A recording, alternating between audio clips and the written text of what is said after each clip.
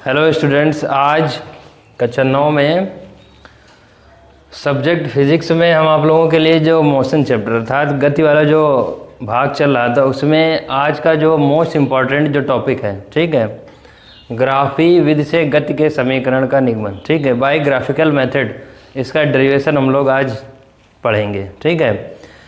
तो आज का जो टॉपिक होगा उसमें केवल हम आप लोगों को एक इक्वेशन बताएंगे। एक इक्वेशन इसलिए बताएंगे कि जिससे वीडियोस भी छोटे रहें और ताकि आप लोगों को समझ में आए।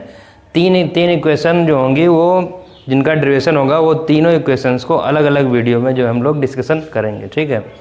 इससे पहले अगर वीडियो को अगर देख रहे हैं आप लोग तो लाइक ज़रूर करिएगा। इधर जो हाफ स्क्रीन में देख रहे हैं इधर लाइक का बटन होगा, लाइक दबाइए और चैनल को सब्सक्राइब करिए। चलिए चालू करते हैं। देखिए बच्चों, आज हमने लिया है कि गति के समीकरण, ठीक है। देखिए ये जो गति के समीकरण होते हैं ये जो है ऋजुरेखी गति के समीकरण भी बोले जा सकते हैं, क्योंकि जो ये गति की समीकरण की व्याख्या हम करेंगे भी आप लोगों के सामने, ठीक है, इनमें मेनली जो है ऋजुरेखी गति के समीकरण, ठीक है, वो 3 प्रकार से बताए गए हैं, ठीक है। कितने प्रकार से? 3 प्रकार से बताए गए हैं, ठीक है। और इनका निरूपण जो है किस प्रकार कर सकते हैं ग्राफी विधि से, वो उसका जो है डिस्कशन हम करेंगे। हालांकि इसकी जो विधि होती है वो 1 या 2 विधियां और भी होती हैं। ग्राफी विधि से होता है एक जो बेसिक विधि होती है और एक कैलकुलस विधि होती है। आप लोग जब कक्षा 11 में जाएंगे तो इसके बारे में अध्ययन करेंगे। तो सबसे पहले देखिए, पहले गति की समीकरण पढ़ लीजिए। गति की समीकरण जो है कितनी होती हैं ये जान लीजिए, और इनमें जो प्रयुक्त अक्षर होते हैं उनको किस नाम से पुकारा जाता है, अर्थात उनके जो प्रायोगिक संकेत होते हैं उसको किस नाम से बुला सकते। देखो सबसे पहली समीकरण हमने बताया, इसमें कितनी होती हैं इक्वेशन? 3 इक्वेशन। कितनी? 3 इक्वेशन, ठीक है। तो अगर गति की पहली समीकरण, ठीक है, फर्स्ट इक्वेशन अगर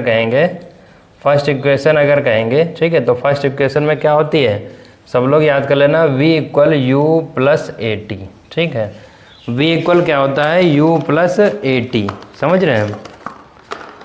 अब देखिए ये पहली समीकरण होती है, ठीक। अभी इनका बता रहे हैं कि इनको जो है किस नाम से, ये जो v है, u है, a और t, इसको किससे जो है लिखा जाता है। दूसरी इक्वेशन देख लीजिए, सेकेंड इक्वेशन, ठीक है।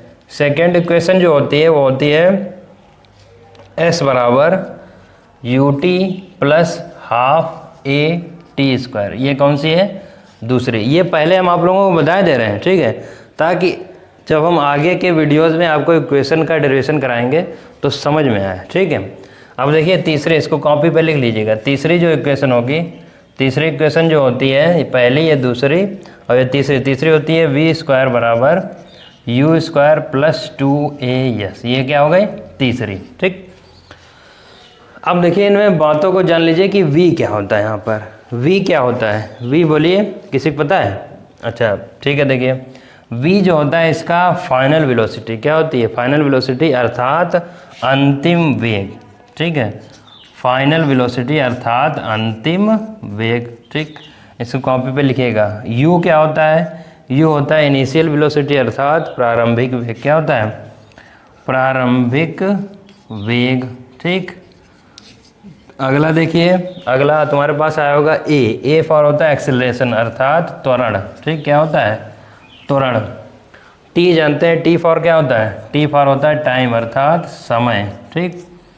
और आपका एक बचा होगा s जो होती है वो चली गई दूरी, ठीक है, चली गई दूरी, ठीक है। कोई भी वस्तु है, ठीक है, वो जितनी दूरी चलेगी, ठीक है, या विस्थापित होगी वो भी कह सकते हैं। तो s जो होगा वो क्या हो गया? चली गई दूरी, ठीक है, चली गई दूरी किसी वस्तु द्वारा, ठीक। तो इतनी चीज़ क्लियर हो गई, ठीक है। इसको कॉपी पर लिख लीजिएगा, ठीक है। इसको जो है देख लीजिए, स्क्रीनशॉट ले लीजिए और इसको कॉपी पर लिख लीजिएगा, ठीक।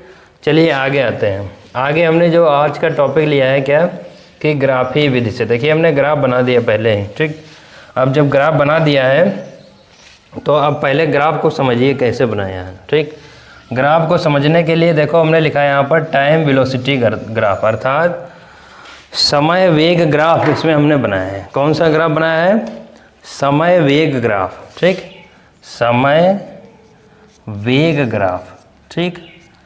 अब देखिए क्या करते हैं, सबसे पहले जो क्या करते हैं, कोई मान लेते हैं इसमें हिंदी लिखनी है, माना कोई एक वस्तु है, ठीक है, और जो एक वस्तु होगी वो एक समान त्वरण से जो है घूम रहे या चल रही है, ऐसे लिखेंगे चल रही है, ठीक है, एक समान त्वरण से त्वरित है, ये भी लिख सकते हैं, ठीक है। इसमें क्या करते हैं, इसमें इसके दो एक्सिस पर, ये तुम्हारा एक्सिस मतलब अक्षों पर, ये एक्स एक्सिस है, ठीक है, और ये कौन सा तुम्हारा वाई एक्सिस है, ठीक है। देखो वस्तु अगर चलेगी, हमने बताया था, ठीक है, तो उसका जो है कुछ एक प्रारंभिक वेग, क्योंकि प्रारंभिक जो है पोजीशन होती है, अर्थात प्रारंभिक स्थिति होगी और एक अंतिम स्थिति पर जाकर रुकेगी। तो u इसमें हमने जहाँ पर माना है वो उसका क्या है, वो है उसका प्रारंभिक वेग, v जहाँ पर ख़त्म हो जाएगा उसका अंतिम वेग है, ठीक है। तो इसमें क्या करते हैं, माना कोई एक वस्तु है, ठीक है, जो एक समान त्वरण से त्वरित है, ठीक है, चल रही है, ठीक है, और उसमें क्या होता है, सबसे पहले बिंदु O से देखिए यहाँ तक की दूरी, ठीक है, A तक की दूरी, ये u है, इसका इनिशियल पोजीशन है, ठीक है। उसके बाद में जो ऊपर जाएगा, ठीक है, उसके बाद में जो ऊपर जाएगा यहाँ से यहाँ तक, ठीक, तो वो क्या कहलाएगी, इसकी अंतिम वेग कहलाता है। समझ रहे हैं कि नहीं। अब देखिए डेरिवेशन कैसे करते हैं इसका। ये मान लिया ये दो एक्सिस पर हमने बना दिया, एक एक्सिस पर तुम्हारा टाइम है, ठीक है, समय है, और दूसरे एक्सिस पर क्या है, वेलोसिटी अर्थात वेग है, ठीक है। इसका जो है निकालने के लिए देखिए क्या करेंगे, निकालने के लिए क्या कर सकते हैं, देखिए यहाँ पर हमने बताया कि ये O से, ठीक है, यहाँ तक की ये इसका इनिशियल वेलोसिटी अर्थात प्रारंभिक वेग यहाँ से बिंदु O से A तक जाएगा, ठीक है, और बिंदु O से जो है E पॉइंट जो हमने माना है, यहाँ देखिए ये E पॉइंट है, यहाँ तक जो होगा वो उसका अंतिम वेग अर्थात फाइनल वेलोसिटी होगा, ठीक, क्लियर है। इसका डेरिवेशन कैसे करेंगे, बिल्कुल सिंपल सा है, जान लीजिए। सिंपल सा क्या है कि देखिए सबसे पहले क्या करेंगे, इसमें एक्सेलरेशन की परिभाषा से अर्थात त्वरण की परिभाषा से, ठीक है, त्वरण की जो हमने परिभाषा बताई थी, बोलिए पीछे बताई थी कि नहीं, इसीलिए बताई थी कि ताकि आगे जो चीज़ें आएंगी वो क्लियर हों। देखिए त्वरण की जो हमने परिभाषा बताई थी वो बताई थी वेग में परिवर्तन, ठीक है, थोड़ा इंग्लिश में भी लिख रहे हैं जिससे जान जाइए, अच्छा लगेगा, ठीक है। वेग में परिवर्तन अर्थात चेंज इन वेलोसिटी अपॉन में टाइम टेकन, अपॉन में क्या होगा, टाइम टेकन, अर्थात हमने क्या लिखा था कि वेग में परिवर्तन बटे समयांतराल, ठीक। तो देखिए अब क्या करेंगे, वेग में परिवर्तन कैसे निकालेंगे। वेग में परिवर्तन क्या हो रहा है कि यहाँ से यहाँ तक जो चल रहा है वो क्या है, O से E तक इसका फाइनल है, ठीक है, और O से A तक क्या है, इसका इनिशियल है, ठीक है। तो हम किसकी वैल्यू निकालेंगे, यहाँ पर वैल्यू निकालेंगे BD की वैल्यू, क्योंकि देखिए हमने यहाँ से इसको खींच दिया है, ठीक है। ये दो पैरेलल लाइंस, एक ये वाली पैरेलल लाइंस, एक ये वाली, मतलब एक एक्स एक्सिस के पैरेलल खींची गई, ऐसे समझिए, एक एक्स एक्सिस के पैरेलल अर्थात समांतर और एक वाई एक्सिस के पैरेलल खींची गई, ठीक है। तो हम क्या निकालेंगे, जो BD होगा, ठीक है, BD, ठीक है, इसका जो है हम वेलोसिटी निकालेंगे इसमें। तो BD इक्वल देखिए क्या होगा, ध्यान दीजिएगा, BD इक्वल यहाँ पर जो आएगा वो आएगा क्या, BD पहले लिख लेते हैं, BD अपॉन में टाइम टेकन कितना होगा, टाइम टेकन इसका होगा OC, लेकिन इसके ग्राफ में ले रहे हैं इसमें, तो OC जो होगा वो किसके इक्वल हो जाएगा, AD के इक्वल, ठीक है। तो यहाँ पर पहले हम लिख रहे हैं OC, क्या लिख रहे हैं, OC, ठीक है, बिकॉज OC जो होगा यहाँ इधर लिख लेंगे, चूँकि OC जो होगा वो AD के क्या होगा, बराबर होगा, ठीक।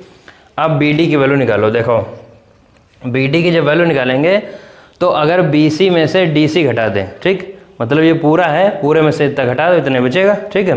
तो क्या लिखेंगे, BC माइनस का DC अपॉन में OC की जगह क्या लिख सकते हैं, AD। अब देखो इसकी वैल्यू रख दो, हमने बताया था यहाँ से यहाँ तक की दूरी V कितनी है, V, ये पूरी कितनी है, V, ये कितनी है, U, ठीक। तो क्या हो जाएगा, A बराबर V माइनस U, AD जो है वो टाइम चल रहा है, ये पूरा कितना है, ये टाइम है पूरा T, ठीक है। अब देखो इसकी गुणा करा दो, क्या करा देंगे, गुणा, जब गुणा कराएंगे तो AT बराबर V माइनस का U, ठीक, क्लियर है। AT बराबर क्या होगा, V माइनस U, U इधर जाएगा, ठीक है, ठीक है, समझ रहे हो कि नहीं, U इधर जाएगा, माइनस का प्लस का हो जाएगा, तो ये V है, ठीक है। तो V बराबर क्या लिख सकते हैं, U प्लस AT, ठीक है। क्लियर है कि नहीं? ठीक है, तो ये तुम्हारा हो गया। ठीक, अब इसको जो है एक बार इसको वीडियो को आप लोग फिर देखिएगा ताकि जो आपको बेहतर समझ में। तो ये गति की कौन सी समीकरण है? पहली समीकरण। गति की कौन सी? पहली समीकरण, फर्स्ट इक्वेशन। ठीक है, पहली समीकरण का हमने जो है तुमको निगमन किससे? ग्राफी विधि से। हेडिंग क्या डालेंगे? पहली समीकरण का ग्राफी विधि से निगमन। और ये ग्राफ बनाएंगे और इतना लिखना है तुमको। ठीक है, बाकी के जो गति की समीकरण होंगे उनका निगमन नेक्स्ट वीडियो में।